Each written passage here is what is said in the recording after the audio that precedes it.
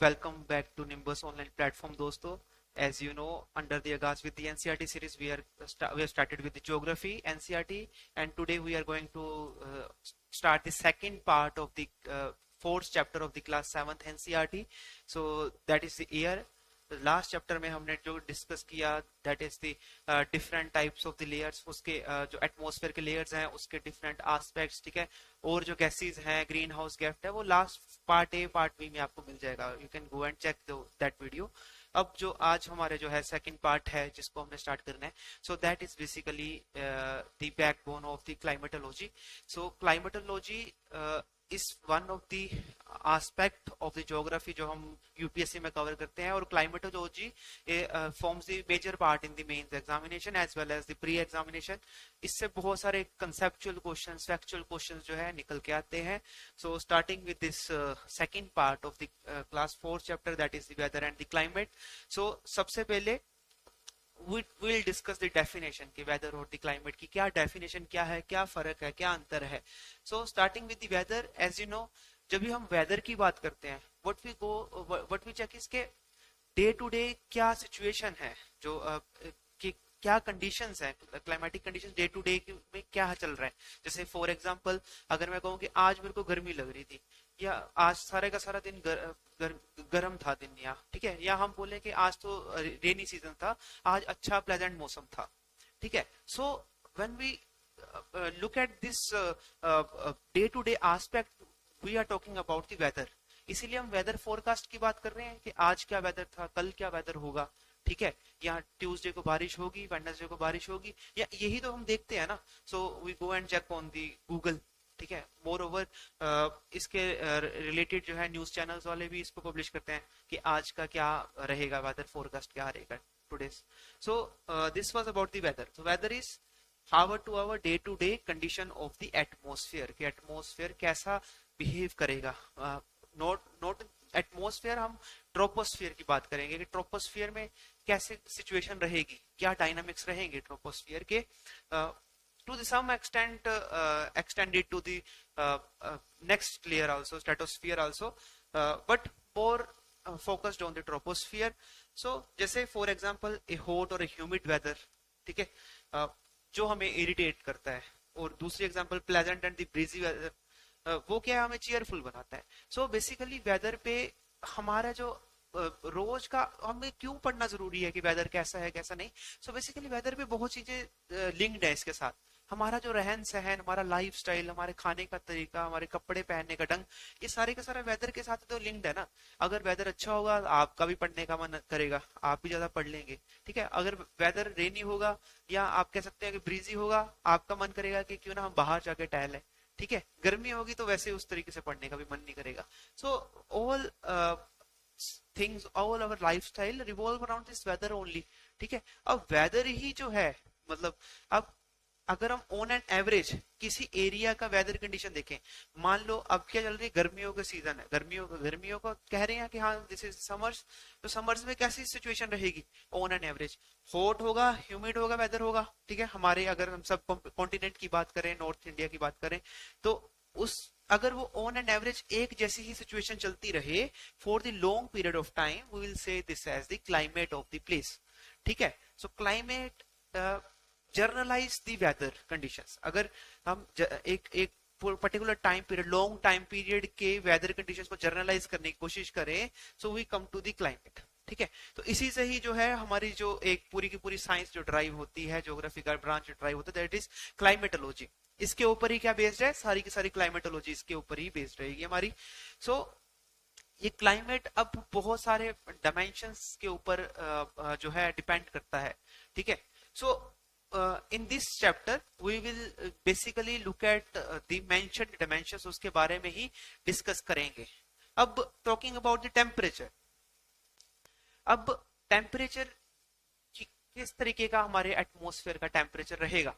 अब आपको एक चीज तो पता लग गई, लास्ट लेक्चर में आपने देख लिया किस तरीके से जिगजैग फॉर्म में पहले टेम्परेचर डिक्रीज हो रहा है, फिर इंक्रीज होता है अलग अलग लेयर्स में, फिर डिक्रीज हो रहा है. वो you can go and check that vertical aspect of the temperature.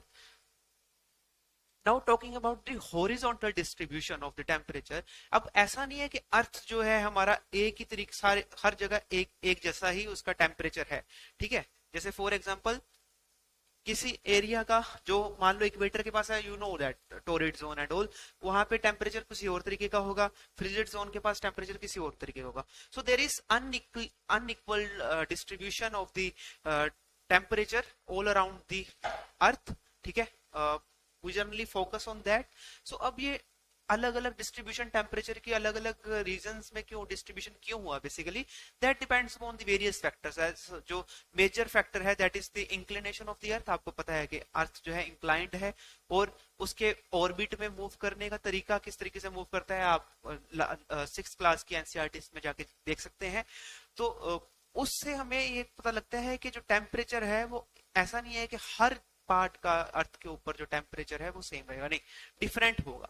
So basically if we talk about the equatorial region, equator के आस पास वाला रीजन, तो वहां का जो टेम्परेचर है हमारा हाई रहेगा।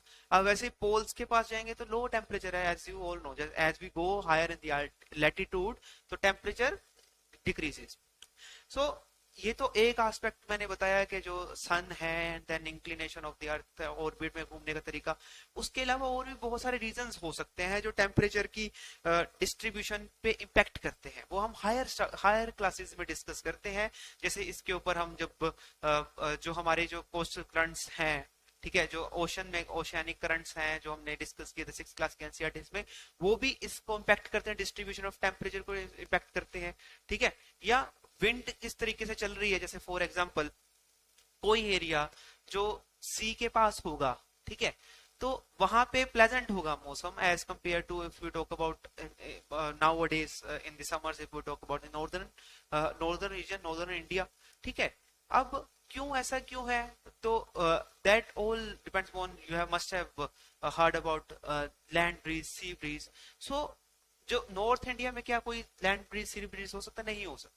एंड मोर ओवर ऐसा नहीं है कि सिर्फ और सिर्फ सी के पास ही ऐसा जो है पर्टिकुलर एरिया का टेम्परेचर जो डिपेंड करता है, that also depends on the other water bodies also. कोई लेक है, बड़ी लेक है, उसके पास घूम रहे हैं, ठीक है, तो उसके पास प्लेजेंट मौसम होगा, ठीक है, टेम्परेचर उसका थोड़ा लो होगा as comparative to other regions also, ठीक है। So that depends upon the various factor, distribution of temperature depends upon the various factors. So ultimately अगर हम बात करें कि टेम्परेचर आया तो आया कहां से, सो अल्टीमेट सोर्स इज सन, ठीक है, सन से ही, सन इज सोर्स ऑफ एनर्जी, है ना। अब दूसरा रीजन क्या होता है टेम्परेचर का, वो इंटरनल फैक्टर्स आल्सो, अर्थ के जो इंटरनल फैक्टर्स हैं, वोल्केनोइज्म से बाहर आया मटेरियल, बाहर आया लावा, बाहर आया, तो उससे भी टेम्परेचर इंक्रीज हो सकता है, बट दैट इज निग्लिजिबल। तो मेन जो फैक्टर है दैट इज सन, सन से जो इंसुलेशन आ रही है, ठीक है।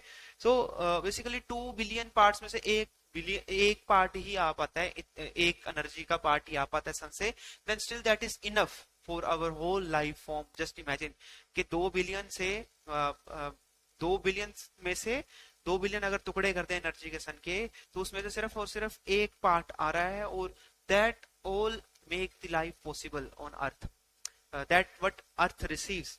उसमें से भी अगर हम देखते हैं आगे हायर क्लासेस में इकोलॉजी में पढ़ते हैं कि ब्रेक डाउन होता रहता है, ऐसा नहीं है कि एनर्जी जो है वो कॉन्टिन्यूसली उतनी ही चलती रहती है जैसे फर्स्ट एंड पे मिली थी। फ्लो ऑफ एनर्जी जो है हमने डिस्कस भी किया था इसका। So that differentiate. So just imagine sun is the ultimate source, सारी हर एक प्रोसेस का जो अल्टीमेट सोर्स है जो है दैट इज सन, एनर्जी का भी और हीट का भी। So differential heating as I talk about के डिफरेंट रीजंस करके जो है टेम्परेचर डिस्ट्रीब्यूशन अलग अलग रीजंस में अलग अलग है, ऐसा नहीं है कि बराबर टेम्परेचर जो है हर एरिया में है। तो इस कारण due to this differential heating, due to this difference of temperature, मतलब अलग अलग एरियाज के कारण ही है जो हम जो अलग अलग क्लाइमेटिक फीचर्स हैं वो देख पाते हैं, जैसे कि विंड सिस्टम, जैसे कि प्रेशर सिस्टम, जैसे कि rainfalls, precipitations. So all this depends upon these all features are due to this differential heat only। तो डिफरेंशियल हीट नहीं होगी अगर इवनली बेक्ड होता, अर्थ टेम्परेचर सेम होता, ठीक है, मान लो कि हर जगह 15 डिग्री सेल्सियस होता, क्या ये इतने फीचर्स पॉसिबल होना था, विंड सिस्टम होना था, प्रेशर सिस्टम होना था, नहीं, वो पॉसिबल ही नहीं होना था, ठीक है, क्योंकि हम देखेंगे विंड विंड सिस्टम किस पे डिपेंड करेगा, that depends on the area of low pressure and the high pressure, आपको पता है। सो अब विंड तभी बनेगी अगर दो अलग अलग एरियाज होंगे, हाई प्रेशर के लो प्रेशर से। अगर वो हाई प्रेशर लो प्रेशर का एरिया नहीं बन पाएगा due to this differential heating, तो क्या विंड सिस्टम बन पाएगा? नहीं। And so do this pressure systems and precipitations. These all things are connected to each other. जो छोटे छोटे कंसेप्ट हैं, अगर हमें ये पता लग गए तो आप उस चीज को हर जगह अप्लाई कर सकते हो। So talking about the temperature, so temperature is basically degree of hotness and coldness of the air. ठीक है, कि कितने डिग्री वो हॉट है और कितने डिग्री कोल्ड है, that is the temperature, degree of hotness and coldness. अब दो चीजें अलग अलग है, ठीक है। इसका heat and temperature both are different things, ठीक है। आप ऐसा नहीं कह सकते कि कोई चीज ज्यादा हीट अप है तो उसका टेम्परेचर भी ज्यादा हाई होगा, नहीं। वो ये दोनों एस्पेक्ट्स अलग हैं, इसको हम बाद में पढ़ेंगे, ठीक है। सो फिलहाल के लिए डेफिनेशन याद रखो, it's the degree of hotness and the coldness. तो temperature of the atmosphere changes not only between day and night but also the seasons to season. So this is the simple thing. अब temperature क्या same, अब on and average अगर हम बात करें, देखो ये एग्जांपल ली है मैंने। सो जैसे दिन का टेम्परेचर एवरेज बता रहे थे कि कितना रहेगा 39 डिग्री सेल्सियस, देन रात का टेम्परेचर कितना रहेगा 26 डिग्री। तो क्या सेम रहा डिग्री ऑफ हॉटनेस? नहीं, डिग्री ऑफ हॉटनेस चेंज्ड, ठीक है। सो क्यों? क्योंकि सीधा डायरेक्ट की सन रेज रेडिएशन हिट कर रही है यहाँ पे अर्थ की सरफेस को सुबह में, रात को वो जो है रेडिएशन नहीं रहती है, ठीक है। So this is the first thing जिसको हम डे एंड नाइट की बात करते हैं। देन सीजन टू सीजन, ठीक है। अब अगर हम बात करें, ये तो है समर्स का ऑन एन एवरेज, अगर हम टेम्परेचर की बात करें। अब विंटर्स में देखो, अब चंडीगढ़ की बात कर ले, विंटर्स में क्या होगा, 9 डिग्री से 21 डिग्री के बीच में टेम्परेचर रहता है दिसंबर में। तो वेरिएशन है ना इन दोनों में, तो टेम्परेचर वेरीज, ठीक है, season two season also and day and night also. So next is the other aspect of the temperature, that is the insulation. अब मैंने बोला कि अल्टीमेट सोर्स कौन है जो हमारी हीट एनर्जी का, दैट इज द सन। सन से जो रेज आती हैं उसको हम बोलते हैं इंसोलेशन। जो भी सन से रेज आएंगी उसको हम इंसोलेशन बोलेंगे। और क्या इंसोलेशन हर एक एरिया इक्वली रिसीव करेगा? नहीं, वो इक्वली रिसीव नहीं करेगा इंसुलेशन को। एज यू नो, अगर हम बात करेंगे कि नॉर्थ पोल्स की बात करेंगे, वहां पे इंसुलेशन कम होगी, ठीक है, पोल्स पे इंसुलेशन कम होगी, ठीक है, वहां पे क्योंकि डायरेक्ट सनरेज नहीं गिरती है, ठीक है। अगर हम बात करेंगे इक्वेटर की, वहां पे सीधी सनरेज गिरती है, तो वहां पे क्या होगी, टेम्परेचर ज्यादा होगा। तो इंसुलेशन डिस्ट्रीब्यूशन ऑफ टेम्परेचर में रोल प्ले करती है। This is the one of the factor. मैंने बात करी ना कि डिफरेंट फैक्टर्स पे डिपेंड करता है, तो insulation is the one of the factor, ठीक है। So insulation is the incoming solar energy intercepted by the earth. So you will be surprise to know कि सिर्फ और सिर्फ एक पार्ट जो है हमारी अर्थ रिसीव करती है सन की energy. So that was the fact given. अब सी, अब इस स्टेटमेंट को ध्यान से पढ़ें। The amount of insulation decreases from equator to the poles, ठीक है। मान लो कि ये हमारा अर्थ है, these are the poles, north poles and the south pole, ठीक है। These are the sun rays जो इक्वेटर पे हिट कर रही हैं। अब यहाँ पे क्या है, वो बहुत ही कम हिट करती हैं, वी नो कि इंक्लाइंड वे में हिट करती हैं। तो सबसे ज्यादा हीट कहाँ पे प्रेजेंट होगी, सबसे ज्यादा टेम्परेचर, डिग्री ऑफ हॉटनेस किसकी ज्यादा होगी, इस एरिया की होगी, ऑब्वियसली यहाँ पे कम होगी, ठीक है। Overall on an average will remain same, but यहाँ पे नेट क्या होगी, ज्यादा होगी, यहाँ पे कम होगी, ठीक है। तो इस चीजों पे इंसुलेशन की ये यहाँ पे रोल प्ले करता है कि क्योंकि डिस्ट्रीब्यूशन अलग होती है insulation. So this is what I was trying to tell you. Now talking about the second aspect, that is the pressure. Now this pressure also plays the role in the climatology.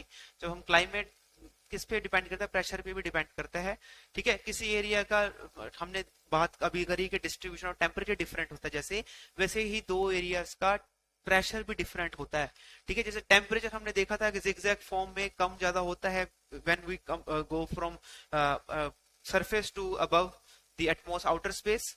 उसी तरीके से जो हमारा pressure है वो भी change very करता है with the height.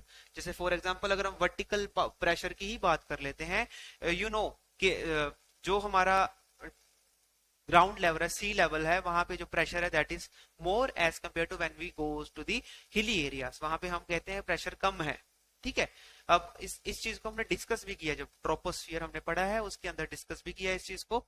So this is the one thing जो we talk about the vertical distribution of the change of the pressure. ठीक है, अब हाईएस्ट कहां पे होगा pressure? At the sea level, and lowest जैसे जैसे हम ऊपर अल्टीट्यूड में ऊपर जाते रहेंगे उस तरीके से चेंज होता रहेगा। सो this was the vertical story. ठीक है, अब इससे रिलेटेड जो है बहुत सारे कंसेप्चुअल क्वेश्चंस बन जाते हैं, जैसे फॉर एग्जांपल के बताओ why it take more time to cook food in the hilly areas as compared to the plain area। ठीक है, यहाँ बस सी लेवल पे जल्दी कुक हो जाता है फूड, और जो हिली एरिया वहां पे ज्यादा टाइम लगता है। तो ऐसे जो है कंसेप्चुअल क्वेश्चंस जो है हमसे पूछे जा सकते हैं। ठीक है, अब बेसिकली क्या है, अब किसी भी चीज को जैसे इस चीज को हम एक मैं कंसेप्ट समझाना चाहता हूँ बेसिकली। अब जब आपके साथ आप जैसे हो, आप बैठे हो, तो आपके ऊपर क्या है, एटमॉस्फेरिक प्रेशर भी एक्ट कर रहा है। ठीक है, एटमॉस्फेयर प्रेशर को कौन काउंटर बैलेंस कर रहा है? जितना प्रेशर आपके ऊपर लग रहा है उतना ही आपकी जो वेसल्स हैं, ब्लड वेसल्स हैं, वो भी एक्सर्ट आउट कर रही है प्रेशर। ठीक है, जो हमारी बॉडी पिचक ना जाए, एटमॉस्फेयर के तले पिचक ना जाए, इसलिए जो हमारी वेन्स है, हमारी वेसल्स हैं, वो भी क्या है, इंटरनल प्रेशर एक्सर्ट करती हैं। ठीक है, इसीलिए दोनों चीजों में क्या होता है, balance, we get the equilibrium, जिससे लाइफ पॉसिबल होती है। ठीक है, अदरवाइज एटमॉस्फेयर का प्रेशर तो बहुत ही ज्यादा हाई है, लाइफ सर्वाइवल पॉसिबल ही नहीं उससे। तो बेसिकली हमारा लाइफ जो है, इस लाइफ फॉर्म ऐसे जो है इवॉल्व हुआ है कि जो हमारा इंटरनल वेसल सिस्टम है वो भी क्या करेगा, वो एक्सर्ट करेगा प्रेशर। ठीक है, तो इसी से ही जो है आपको पता होगा कि हमारा जो ब्लड प्रेशर है that is what, so blood pressure हमारे जो इंटरनल वेन्स का, वेसल्स का, उसी का तो प्रेशर हम चेक करते हैं ना। So that is the blood pressure. तो that is the one aspect. अब कुक क्यों करते हैं फूड, वो भी आपको ऐसे जैसे कि पता होगा कि जैसे प्लेन एरियाज की बात करें, कम एटमॉस्फेरिक प्रेशर होगा, जो इंटरनल प्रेशर होगा कुकर के अंदर, जो इंटरनल प्रेशर होगा, ठीक है, और जो बाहर एटमॉस्फेयर प्रेशर होगा उसके ऊपर कम पड़ रहा होगा। अब अगर वही कुकर को ज्यादा पड़ रहा होगा, सॉरी प्रेशर, अगर वही कुकर को हम लेके चल जाएंगे हिली एरिया में लेके चल जाएंगे, उसके ऊपर प्रेशर क्या होगा, कम पड़ेगा। अगर प्रेशर कम पड़ेगा तो जो सीटी है, जो जो कुकर के ऊपर होती है, सीटी होती है, वो कहाँ पे जल्दी ऊपर को राइज हो जाएगी। सो बेसिकली हिली एरिया में क्या है, वो जल्दी ऊपर को राइज हो जाएगी, क्यों? क्योंकि वहां प्रेशर कम है। ठीक है, अब ग्राउंड अगर हम सी लेवल की बात करें, वहां पे इतनी इजीली जो है कुकर की जो सीटी है वो क्यों नहीं राइज करती? द थिंग इज क्योंकि प्रेशर ऊपर, जो एटमॉस्फेयर प्रेशर उसके ऊपर पड़ रहा है। तो इसीलिए जो है हम यहाँ पे जो प्लेन एरिया में जो सीटी कहते हैं कुकर की, वो थोड़ा टाइम लेगी बचने के लिए, जो as compare to hilly areas. Hilly areas में जल्दी बच जाएगी, इसीलिए चाहे वहां पे जो है ज्यादा कुकर को टाइम लगता है बनाने में, और 3-4 सीटियों में दाल जो बननी चाहिए थी, वो वहां पे 7-8 सीटियों में भी है। मतलब इतना ज्यादा भी फर्क हो सकता है जो कोई भी चीज को कुक करने में, फूड करने में। आई होप आपको ये समझ में आ गया हो, vertical aspect of the pressure. Now talking about the horizontal aspect of the pressure, the distribution of the air pressure is influenced by the temperature of the air at the given place. So जो this pressure, जो horizontal distribution of the pressure, मतलब मान लो for example कि कहाँ पे pressure ज्यादा होगा, यहाँ पे प्रेशर ज्यादा होगा कि यहाँ पे प्रेशर ज्यादा होगा, so that also depend upon the temperature. ठीक है, अब वो कैसे, अब इसका क्या रिलेशन है, प्रेशर का टेम्परेचर से क्या रिलेशन है, that will come to know जब हम बेल्ट्स के बारे में पढ़ेंगे। ठीक है, डिफरेंट जो बेल्ट्स हैं, इक्वेटोरियल बेल्ट, वो सारी प्रेशर बेल्ट्स को जब हम देखेंगे, तब हम देखेंगे कि क्या रोल है टेम्परेचर का। ठीक है, सो the distribution of the air pressure is influenced by the temperature of the air at the given place. In the areas where the temperature is high, the air gets heated and rises. Now there are basically two types of pressures we talk about. So I don't want to go into the detail of that pressures basically. One is due to the adiabatic reasons and another one is due to the non adiabatic reasons. So इन दोनों के कारण जो है temperature हमारा जो है change करता है, बट उसकी हम डिटेल में नहीं जाएंगे, ठीक है, वो that will and up confusing you अगर मैं वो चीज कंसेप्ट जो है शुरू करूंगा. सो बेसिकली सिंपल अगर हम लैंग्वेज में याद रखेंगे, सो जहां पे टेम्परेचर हाई होगा air gets heated and rises. Simple इस चीज को ही हम समझ लेंगे और हम इसी से हमारे जो है आधे कंसेप्ट जो है क्लियर हो जाएंगे. मान लो एक पर्टिकुलर एरिया में एयर प्रेजेंट है, ठीक है, this is the air, blue colour is representing the air, let's suppose. तो जब भी इसके ऊपर, जब भी इसका हम टेम्परेचर जो है मान लो कि राइज कर, टेम्परेचर इंक्रीज कर लेते हैं, नीचे से टेम्परेचर जो है इंक्रीज कर लेते हैं, जब इसका टेम्परेचर इंक्रीज हो जाएगा, जो ये एयर है वो हल्की होने शुरू हो जाएगी. ठीक है, क्या होने शुरू हो जाएगी? हल्की. तो द थिंग इज, जब भी ये हल्की होने शुरू हो जाएगी, ये ऊपर को राइज करने शुरू कर देगी, जो ये एयर है ऊपर को राइज करने शुरू कर देगी. अब यहाँ पे क्या रह जाएगा, जो फिर इसकी जगह पे क्या रह जाएगा? अब जस्ट इमेजिन, अब बहुत सारी जो एयर है वो तो चली गई, अब थोड़ी सी एयर रह गई, ठीक है, क्योंकि बहुत सारी एयर जो है ऊपर को राइज कर गई. ठीक है, अब जब ये डिफरेंस आया, आप जस्ट इमेजिन करो, जब मैंने टेम्परेचर इंक्रीज किया, एयर जो है ऊपर को राइज करती, तो यहाँ पे क्या बन गया? प्रेशर क्या हो गया? एयर का लो हो गया. ठीक है, क्योंकि यहाँ पे पहले डेंसिटी ज्यादा थी एयर की, अब यहाँ पे कम हो गई, तो क्या हो जाएगा? इसका मतलब क्या है कि यहाँ पे लो प्रेशर हो गया. पहले हाई प्रेशर था, थोड़े एरिया में ज्यादा एयर थी, अब क्या है? वॉल्यूम जो है एक्सपैंड हो गया. ठीक है, किसी चीज को गर्म करते हैं, उसमें से जो है जो गर्म भाप निकलनी शुरू हो जाती है जब हम, तो क्यों बेसिकली क्यों एक्सपैंड हुआ? तो this is the reason behind that. So ये लाइन का सिंपल यही एग्जांपल है, हम ये याद रखेंगे और इसी से ही सारी जो है हम बेल्ट्स जो है बना लेंगे, जो प्रेशर बेल्ट्स बनती हैं. ठीक है, सो द थिंग इज, जहां पे हम टेम्परेचर इंक्रीज कर देंगे वहां पे लो प्रेशर क्रिएट हो जाएगा. ठीक है, this is the one thing. अब इससे ही तो बनता है ना, हम जनरली पढ़ते हैं the hot air rises up. ठीक है, अगर हॉट एयर राइज कर देती है, तो जहां से वो राइज करके गई है वहां पे क्या बन जाएगा? लो प्रेशर बन जाएगा. ठीक है, अब जो एयर राइज हो गई, जब कोई एयर ठंडी हो जाती है, तब कोई भी पार्सल ऑफ एयर जब ठंडी हो जाएगी, वो क्या करेगी? रिसाइड डाउन करेगी, मतलब कि वो नीचे को आ जाएगी, नीचे को बैठना शुरू कर देगी. क्यों? क्योंकि ऑब्वियसली हम कहते हैं कि जो हॉट एयर है दैट इज हल्की और जो कोल्ड एयर है दैट इज हैवी. सो जो हैवी चीज होगी ऑब्वियसली धीरे धीरे नीचे आनी शुरू हो जाएगी. हॉट एयर राइजेस अप, जो cold air that sinks down. ठीक है, दिस इज द थिंग, और इसी के ऊपर ही सारी के सारा हमारा जो है बेल्ट सिस्टम बना हुआ है. ठीक है, आई hope you understand that. So the area having the lower temperature, the air is cold. ठीक है, जहां पे टेम्परेचर लो होगा वहां पे एयर क्या होगी? कोल्ड होगी. It is therefore heavy air sinks and creates a high pressure area. अब जब जहां पे वो सिंक हो जाएगी, और जस्ट इमेजिन जहां पे वो सारी जो है एयर, जो कोल्ड एयर इकट्ठी होगी, जहां पे नीचे सिंक डाउन कर रही है वहां पे इकट्ठी हो जाएगी. जब एयर इकट्ठी होगी तो प्रेशर क्या हो जाएगा? हाई हो जाएगा. हमने पहली सिचुएशन में जब मैंने नीचे से एयर को हीट किया था, वो ऊपर को फैल गई, तब प्रेशर क्या होता? लो. बट जहां पे कोल्ड एयर इकट्ठी होने शुरू हो गई है, वहां पे प्रेशर क्या हो जाएगा? हाई हो जाएगा. बस इसी कंसेप्ट के ऊपर जो है हमारी प्रेशर बेल्ट्स जो है बने हुए हैं. ठीक है, सो हाई प्रेशर, जो लो प्रेशर है, it's associated with the cloudy skies and the wet weather, whereas the high pressure is associated with the clear and the sunny skies. ठीक है, दिस इज द करेक्टर. जहां पे high pressure होगा वहां पे ऐसी situation होगी, clear and sunny skies, and जहां पे लो प्रेशर होगा वहां पे cloudy skies and wet weather होगा. ठीक है, आपको ये चीज सिंपल याद रखनी है. जब हायर क्लासेस में हम डोल ड्रम वगैरह करेंगे तो वहां पे इन चीजों का ही यूज होना है. ठीक है, ये छोटी छोटी लाइंस जो लिखी है इसी का ही आगे हम यूज करेंगे. सो this is the thing. High pressure कहाँ पे होगा? जहां पे सारी की सारी एयर जो इकट्ठी हो रही है, ऊपर से नीचे आ रही है एयर, यहाँ पे इकट्ठी हो रही है. लो प्रेशर मतलब लो प्रेशर कहाँ पे क्रिएट होगा? जहां से एयर राइज होके ऊपर को जा रही है. ठीक है, अब यहाँ पे नीचे वाली साइड पे क्या बन गया? सरफेस पे क्या बन गया? High pressure. यहाँ पे लो प्रेशर बन गया सरफेस पे. अब जो विंड है, विंड क्या होती है? Wind moves from high pressure to low pressure. अब नेचर ने तो बैलेंस करनी है ना चीजें. अब क्या मतलब है नेचर ने बैलेंस करनी है? जस्ट इमेजिन, अब इस सिचुएशन में जहां पे जो है ज्यादा जो है हमारी कंसंट्रेशन है, एयर की कंसंट्रेशन क्या है? ज्यादा. यहाँ पे क्या है, एयर की कंसंट्रेशन है लो, ठीक है। तो जहां पे ज्यादा कंसंट्रेशन होगी वहीं से तो लो की तरफ जाएंगे ना।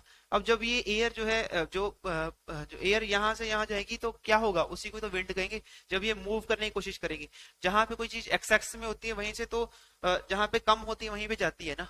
तो जब इक्वल एलोकेशन होने की कोशिश करेगी, नेचर करवाने की कोशिश करेगी इस एयर को, तो उससे क्या हो जाएगी, विंड क्रिएट हो जाएगी, ठीक है। तो हाई से लो जब मूव करने लग जाएंगे, जब जो excess of the particle, just I am using the wrong term particle, तो एक्सेस ऑफ द एयर जब हाई से लो मूव करने लग जाएगी, उसी को हम विंड कहने लग जाएंगे, ठीक है। so the air always move from high pressure areas to the low pressure areas. The movement of air from high pressure areas to low pressure areas is called the wind. I hope you understand this with the basic example. Okay, so with these basic concepts, we have moved to the next topic of the chapter, that is the winds. So basically winds को आपको पता लग गया कि क्या है, movement of air को बोल देंगे विंड। अब ये विंड्स को भी हमने अलग अलग तरीके से डिवाइड किया हुआ है। अब इसको डिवाइड करने के बहुत तरीके हैं, but we have divided on the extent के कितने डिग्री की विंड है, मतलब कितने अमाउंट ऑफ विंड है, उससे बेसिस पे हमने इसको डिवाइड करने की कोशिश करी है। जैसे सबसे इंपॉर्टेंट है that is the permanent winds, जो हमेशा ही रहती हैं, जो हमेशा प्रेजेंट रहेंगी। अभी भी परमानेंट विंड जो है हमारे जो एटमोस्फेयर में प्रेजेंट रहेंगी।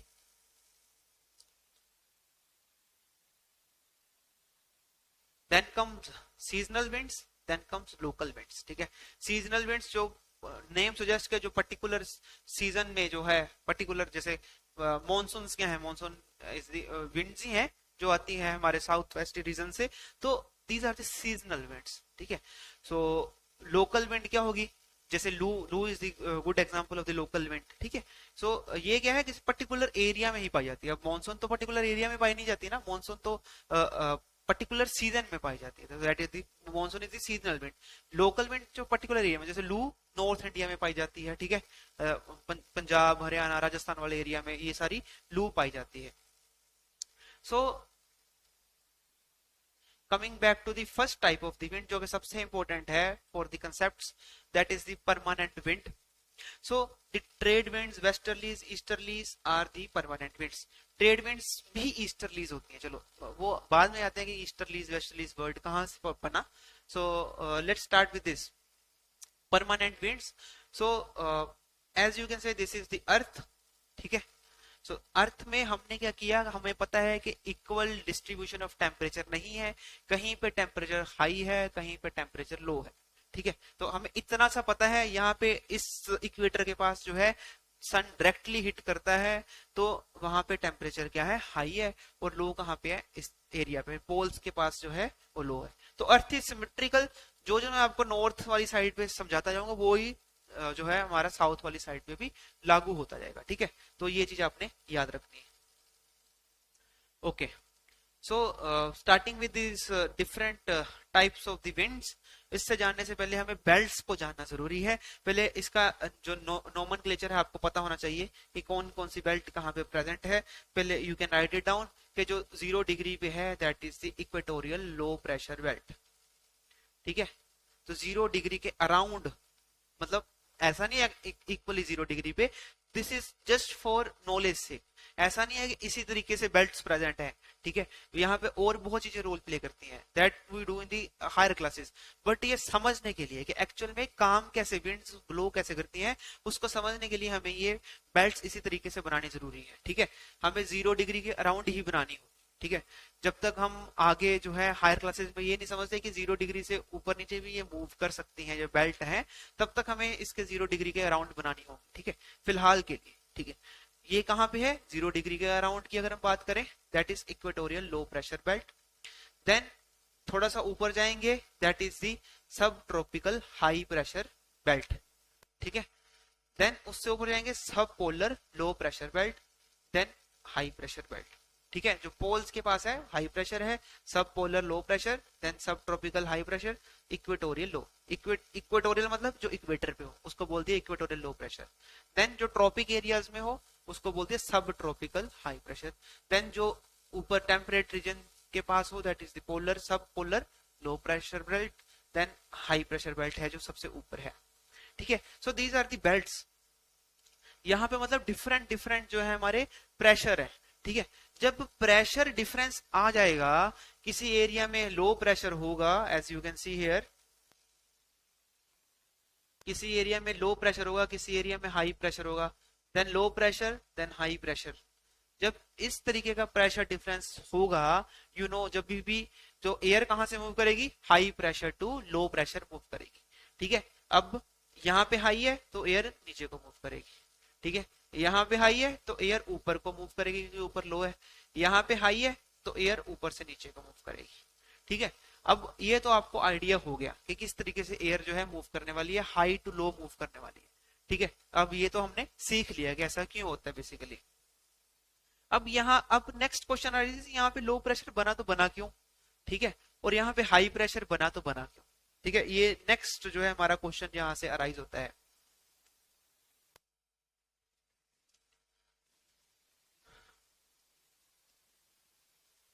अब इस डायग्राम को ध्यान से देखें, मतलब सबसे पहले तो जो इसका मेजर रोल कौन प्ले करता है, टेम्परेचर रोल जो है प्ले करेगा, जो मेन रोल प्ले करेगा। सो स्टार्टिंग विद दी सन, सन सबसे पहले हीट अप किस एरिया को करेगा, जस्ट इमेजिन के सन हीट कर रहा है तो इक्वेटर को हीट करेगा, इस तरीके से आप मान के चलो, ठीक है। This is ideal situation, but मान के चलो सबसे पहले इक्वेटर को हीट अप करेगा, मतलब जो सारी की सारी जो हीट है कहाँ पे, इक्वेटर के आसपास जितनी भी एरिया, जैसे अर्थ तो घूम ही जा रहा है ना, तो जैसे जैसे घूम ही जाएगा अर्थ, और वैसे वैसे जो सारी की सारी इक्वेटर को जो है हीट अप करते रहेगा, और उससे क्या बन जाएगा, हमारा इक्वेटोरियल बेल्ट बन जाएगी। अब जब अर्थ का सरफेस जो है इक्वेटर को हीट अप करेगा, वहां पे क्या क्रिएट हो जाएगा, लो प्रेशर क्रिएट हो जाएगा। इस एरिया में पूरे के पूरे इक्वेटर के पास क्या हो जाएगा, लो प्रेशर क्रिएट हो जाएगा। हमने देखा था ना, जब हम नीचे से एयर को हीट अप कर रहे थे तो दैट राइज्ड अप एंड उस एरिया में लो प्रेशर बन गया था। उसी तरीके से जब हमने इस एरिया को हीट अप किया, यहां से जो एयर है, ठीक है, यहां से जो एयर है उड़ के कहां पे चलेगी, बाहर को आ गई, ऊपर को मतलब राइज कर गई, ठीक है। जैसे मान लो कि यहाँ पे एयर थी, वो ऊपर उड़ गई, यहाँ पे जितनी भी इस पूरी बेल्ट में जितनी भी एयर होगी वो ऊपर को उड़ना शुरू कर देगी, ठीक है। जहां से वो फिर जिस जिस एरिया से वो उड़ी, वहां पे क्या एयर की कमी हो जाएगी, और वहां पे क्या बन जाएगा, लो प्रेशर क्रिएट हो जाएगा, ठीक है। इतनी सी हमें बात समझ में आई। ओके, सो अब जो ये एयर उड़ के बाहर को आई, ऊपर को राइज कर गई, ठीक है, जो ऊपर को राइज कर गई उसकी टेंडेंसी क्या है कि उसने कोल्ड एरिया के में जाना है, ठीक है। अब कोल्ड एरिया कहां पे, पोल्स पे। अर्थ जो यहाँ पे एयर होगी उसने क्या करना शुरू किया, यहां से होना क्या चाहिए था, कायदे के अनुसार होना क्या चाहिए था, यहां से जो ऊपर वाला एरिया पूरा पोल्स के पास जाके यहाँ पे कन्वर्ज करती, ठीक है, ऐसा होना चाहिए था।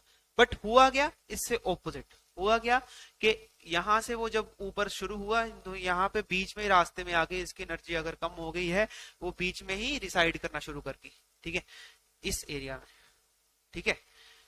अब जहां पे एयर ज्यादा इकट्ठी होने लग जाएगी, वहां पे क्या बन जाएगा, ऑब्वियसली आपको पता है हाई प्रेशर बन जाएगा। यहाँ पे लो प्रेशर बना दिया था हमने इस पूरी लाइन पे, क्यों, क्योंकि इसको हीट अप किया सन ने, और यहाँ पे जब वो पोल के ऊपर उड़ के हवा पोल की तरफ जाने लगी, पर हुआ क्या, वो रास्ते में ही नीचे को सिंक डाउन कर गई। उस जहां पे सिंक डाउन करी, जहां पे एयर इकट्ठी हुई, उस सरफेस एरिया को वहां पे कौन सा प्रेशर बन गया, हाई प्रेशर क्रिएट हो गया, ठीक है। अब this is the first thing, ठीक है, जो हमने अभी देखा, ठीक है। अब इस चैप्टर में मेंशन नहीं है इस चीज को कि किस तरीके से हुआ, ठीक है, तो इसलिए इसको अभी हेडलेस हल क्या है ये अभी हम नहीं करेंगे, ठीक है यही बस, हम क्या है किस तरीके से इसकी डेफिनेशन जो है अभी हम नहीं राइट डाउन करेंगे, ठीक है। So this is the first thing. अब सेकंड थिंग, ऊपर क्या था, हमें पता है कि कोल्ड एयर है, जहां पे कोल्ड एयर प्रेजेंट होगी ना, जहां पे वहां पे क्या है, हाई प्रेशर, क्योंकि कोल्ड एयर एक जगह पे कंप्रेस्ड होती है और इकट्ठी होती है, उस सरफेस एरिया पे क्या होगा, हाई प्रेशर होगा। अगर यहां से हाई प्रेशर है तो ऑटोमेटिकली जो उसके नीचे वाला एरिया होगा वहां पे लो प्रेशर होगा। रिस्पेक्ट, अगर हम इसके रिलेटिव में देखेंगे, यहाँ तो हाई प्रेशर है, इसके रिलेटिव में यहाँ पे लो होगा ही होगा। ठीक है, इसमें तो कोई दो राय बात ही नहीं है। ठीक है, इसके रिस्पेक्ट में तो जो हाई प्रेशर से वो जो एयर है, जो ऊपर जो ठंडी एयर है वो नीचे को मूव करने शुरू करेगी। ठीक है, so the thing is this is the यहाँ पे क्या होगा, सब पोलर लो प्रेशर रीजन बना। ठीक है, अब नेक्स्ट क्वेश्चन अराइजेस इज के सब पोलर लो प्रेशर रीजन बना तो बना कैसे। यहाँ पे लो, अब यहाँ पे तो हमने पता कर लिया कि हाई प्रेशर कहाँ से बना, ऊपर से जो एयर आ रही थी नीचे को मूव कर रही थी। अब यहाँ पे लो प्रेशर क्यों बना भाई, यहाँ पे क्या रीजन रहा लो प्रेशर का। सो दे यहाँ पे जो होती है साइक्लोनिक डिस्टर्बेंसेस होती है, मतलब डायनामिक पोजेस के कारण, डायनामिक रीजंस के कारण यहाँ पे है जो लो प्रेशर जो एरिया बनता है। सो द बेसिकली क्रोलिस इफेक्ट का भी रोल रहता है यहाँ पे लो प्रेशर एरिया बनाने में। ठीक है, यहाँ पे लो प्रेशर एरिया कैसे बना था, क्योंकि सन ने हीट किया था। अब यहाँ पे डायनामिक रीजंस करके है जो हमारा जो लो प्रेशर एरिया बनता है। ठीक है, जो आप यू कैन से कि साइक्लोनिक डिस्टर्बेंस करके हमारा जो यहाँ पे लो प्रेशर एरिया बनता है। ठीक है, सो अब द नेक्स्ट थिंग इज, अब हमें इतना पता लग गया कि हाई लो किस तरीके से बना। ठीक है, वैसे ही नीचे भी हाई लो हाई बना है। ठीक है, तो नाम आपको याद रखने हैं। ठीक है, अब द थिंग इज के अब मूव कैसे करेगी, द मूवमेंट जो होगी आप खुद देख सकते हैं कि हाई से लो मूव करेगी हमेशा का जो एयर है। अब ये डायरेक्शन क्यों चेंज कर रही है, व्हाट इज द रीजन। तो अब ये नेक्स्ट क्वेश्चन हमारा ये राइज हो जाता है कि यहाँ पे हम देखते हैं यहाँ पे राइट को मोड़ी जा रही है, यहाँ पे लेफ्ट को मोड़ी जा रही है, ये ऐसी डायरेक्शन चेंज क्यों कर रही है, जो ये पर्टिकुलर जो विंड जो है ब्लो कर रही है, जो परमानेंट विंड ब्लो कर रही है। So will talk about this now. सो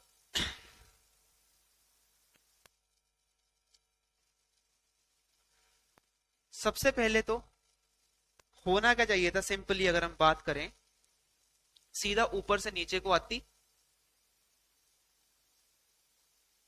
इस तरीके से, तो हम सिंपल बोल देते कि यहाँ पे ऊपर से नीचे को आई। बट ये डायरेक्शन जो है वो चेंज कर रही है, मतलब कि इस साइड से, मतलब कि ईस्ट साइड से आ रही है वेस्ट साइड की ओर। क्योंकि आपको पता है ना, यहाँ पे नॉर्थ है, यहाँ पे वेस्ट है, यहाँ पे ईस्ट है। ये ईस्ट साइड से अगर वेस्ट को ब्लो कर रही है, ईस्ट से वेस्ट को ब्लो करेगी, तो इसको हम ईस्टर्ली बोल देते हैं। ठीक है, जो यहाँ पे इस एरिया में, ट्रॉपिक एरिया में जो ईस्टर्ली ब्लो कहते हैं, ब्लो करती है, इसको हम ट्रेड विंड्स भी बोल देते हैं। ठीक है, मतलब जस्ट इमेजिन, यहाँ पे क्या है ईस्ट, ठीक है, यहाँ पे क्या है इस साइड क्या है वेस्ट, ये इसकी डायरेक्शन क्या है ईस्ट से वेस्ट ब्लो कर रही है। ठीक है, इस जो विंड को हमने बोल दिया ट्रेड विंड बोल दिया, या ईस्टर्लीज भी बोल देते हैं। ठीक है, अब नाम कैसे रखा, ईस्टर्ली क्यों बोला, क्योंकि ईस्ट से चली, हमारी इस चैप्टर में भी मेंशन्ड है, जो विंड के नाम है वो किस किस जगह से शुरुआत हुई थी उस पर डिपेंड करते हैं। तो ईस्टर्लीज के जो ईस्ट से चला और जो वेस्ट की तरफ आई, सो ट्रेड विंड्स को ईस्टर्ली विंड्स भी बोलते हैं। अब ट्रेड विंड्स को कहते हैं, जो इसका जो है सिग्निफिकेंट रोल रहा है, जो हमारे मेडिवल टाइम में जो ट्रेड्स होते रहे हैं, जब उस टाइम पे इस ट्रेड विंड्स का बहुत बड़ा रोल रहा है। ठीक है, इस विंड्स के साथ ही जो है हमारी जो शिप्स, बड़ी बड़ी शिप्स कार्गोस मूव करके जाते रहे हैं, तो दैट्स व्हाई इसका नेम ट्रेड विंड पड़ा। सो ये चीज नॉर्थ वाली साइड पे भी हो रही है, साउथ वाली साइड पे भी हो रही है। अब ये द थिंग इज के सीधा नीचे को क्यों नहीं है, ये लेफ्ट को क्यों कन्वर्ज कर गई, मतलब कि वेस्ट से ईस्ट से वेस्ट को क्यों कन्वर्ज कर गई। So here plays the role Coriolis effect. अब वो क्या है, क्रोलीज इफेक्ट क्या है उसके बारे में देखते हैं सबसे पहले तो हम। नाउ करोलीज इफेक्ट से सबसे पहले तो पढ़ लो ये लाइन, इसी से आपको समझ आ जाएगा। In the northern hemisphere winds are deflected toward their right and in the southern hemisphere toward their left. Now what is this, so how will we make that definition true on this picture, let's see। अब the thing is, यहाँ पे high pressure था, यहाँ पे low pressure था, होना क्या चाहिए था, हाई से लो ऊपर को सीधा मूव कर चाहिए थी, डिफ्लेक्ट क्या होगी राइट हैंड साइड को। अब ये राइट हैंड साइड को क्यों डिफ्लेक्ट हुई, क्योंकि ये क्रोलीज इफेक्ट बोलता है कि राइट हैंड साइड को डिफ्लेक्ट हो जाएगी। ये है नॉर्दर्न हेमिस्फीयर, ये है सदर्न हेमिस्फीयर। अब ये राइट हैंड साइड डिफ्लेक्टेड है। अब इसका रीजन क्या है, सो अब द थिंग इज, अर्थ जो है हमारी साथ के साथ रोटेट कर रही है। ठीक है। अगर हम कोई चीज थ्रो कर रहे हैं, जस्ट इमेजिन द सिचुएशन, अगर हम वो उस साइड से इस साइड जो है हमारी अर्थ रोटेट कर रही है, जो जो चीज हम थ्रो कर रहे हैं वो क्या वो सीधी जाके गिरेगी? नहीं, जो रोटेट होके वो बिल्कुल राइट हैंड साइड में डिफ्लेक्ट हो जाएगी। Just imagine this situation. अब इसको याद कैसे रखना है? तो सिंपली नॉर्दर्न हेमिस्फीयर में हमेशा जो है वो राइट हैंड साइड को डिफ्लेक्ट करेगी। अब ये देखो, जस्ट इमेजिन, ये एक, इसको बड़े ध्यान से देखना, ये आइडियल सिचुएशन थी, सीधा जाना। होना क्या चाहिए अब? राइट को डिफ्लेक्ट, नॉर्दर्न हेमिस्फीयर में राइट को डिफ्लेक्ट, तो इट डिफ्लेक्टेड टुवर्ड राइट। ठीक है, तो मतलब वेस्ट से ईस्ट को गई, so we call it as westerly. ठीक है, अब हम इसकी बात कर लेते हैं, ईस्टर्ली की बात कर लेते हैं। होना क्या चाहिए था? ऊपर से नीचे को आनी चाहिए थी, सिंपल आइडियल सिचुएशन में। बट हुआ क्या? ये अपने राइट को डिफ्लेक्ट कर गई। अब इसका राइट क्या होगा? इस साइड। ठीक है, जस्ट इमेजिन कि कोई जाना नीचे को देख रहा है, उसका राइट क्या होगा? इस साइड होगा। तो इसलिए यहाँ पे इस विंड को बोलेंगे ईस्टर्ली। और जो सदर्न हेमिस्फीयर है, इसमें जो है सिचुएशन डिफरेंट होती है। ठीक है, डिफरेंट कैसे होती है? जो अब ये देखो, होना क्या चाहिए था? This is high pressure, this is low pressure, high से लो ऊपर को मूव करनी चाहिए थी विंड, पर हुआ क्या? This deflected to the left. Now southern hemisphere में क्रोलिस इफेक्ट बोलता है कि जो विंड है जो लेफ्ट को डिफ्लेक्ट कर देगी। ठीक है, जैसे ये देखो, होना क्या चाहिए था? हाई से लो नीचे को जाना चाहिए था, अब डिफ्लेक्ट क्या कर गई? लेफ्ट को। ठीक है, this is the thing how we need to remember this Coriolis effect. तो इसी से ही जो हमारे हम नाम है वेस्टर्ली ईस्टर्ली का क्या मतलब है? जो वेस्ट से शुरू हुई, जो वेस्ट डायरेक्शन से शुरू हुई विंड, उसको हमने वेस्टर्ली बोल दिया, जो ईस्ट डायरेक्शन से शुरू हुई विंड, उसको हमने ईस्टर्ली बोल दिया। सो this is the difference between both. ठीक है, okay. So talking about different zones, equatorial low pressure belt zone जो है, जिसको हम बोल देते हैं, तो इस बेल्ट को हम इंटर ट्रॉपिकल कन्वर्जन जोन भी बोल देते हैं। तो बनी कैसे? रीजन क्या था इसके बनने का? हीटिंग दी हॉरिजॉन्टल मूवमेंट, जो एक्सेसिव हीटिंग हुई सन के कारण, उसके कारण जो है एयर जो है ऊपर राइज कर गई। अब कैसे राइज करी? ये देखो, कन्वेक्शनल करंट, कन्वेक्शनल करंट के कारण राइज करी। कन्वेक्शनल करंट एक हमने पढ़ा है कि जैसे हम याद हो आपको लास्ट लेक्चर में देखा था, जैसे वो चाय का पैन होता है, उसमें से जो नीचे से जो है मटेरियल मैटर है वो ऊपर को जाता है। सो सेम थिंग यहाँ पे जो नीचे वाली एयर थी हीट अप हो गए, ऊपर को राइज कर गई। So that is the convectional current के कारण हीटिंग हुई। ठीक है, so therefore the belt called the doldrum, इस बेल्ट को डोल्ड्रम भी कहा जाता है, जोन ऑफ काम भी कहा जाता है। ठीक है, जहां पे लो प्रेशर बनता है वहां पे कामनेस हो जाती है। So these are the regions of the convergence because the wind flowing from the subtropical high pressure belts converges here. Now what does this mean? Very important line. So इस area में मतलब equatorial belt में को क्या चीज converge कर रही है?